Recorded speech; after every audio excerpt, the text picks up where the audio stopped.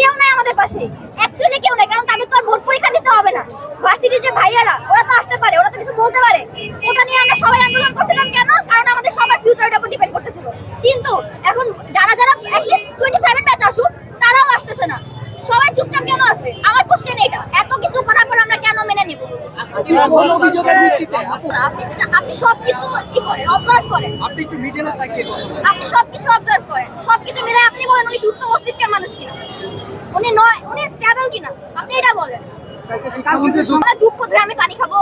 হ্যাঁ, ওনার দুঃখ দিয়ে পানি খাবো। কটা মানুষের স্বপ্ন ভাঙছে, কটা মানুষের স্বপ্ন ভাঙছে। যারা যারা বুয়েট টার্গেট, তাদের কি 90 আপ না উঠলে তারা একটা মেয়েকে সুইসাইড করছে? ও তো জানতো না, ও তো সুইসাইড করার আগেও জানতো না যে কোশ্চেনে ভুল ছিল। ও কি জানতো? ওর প্রাণেরই দেয়। আমাদের সাথে যে ক্ষতিটা হয়েছে ওইটা তো এখন ওনার দুঃখ দিয়ে আমরা পানি খাবো না, ওনার দুঃখ দিয়ে আমরা কি করবো? উনি ক্ষমা চাবে, আমি বলবো ইকে যে আমাদের প্রধানমন্ত্রীকে, একজন কোটা বাঁচাইতে যায়, গদি ছাড়ছে। আপনি শিক্ষামন্ত্রীর বাঁচাইতে যায় উল্টাপাল্টা কিছু করেন। আমি এটাই বলতে চাই। নিরপেক্ষ, সত্য প্রকাশে আপোষহীন।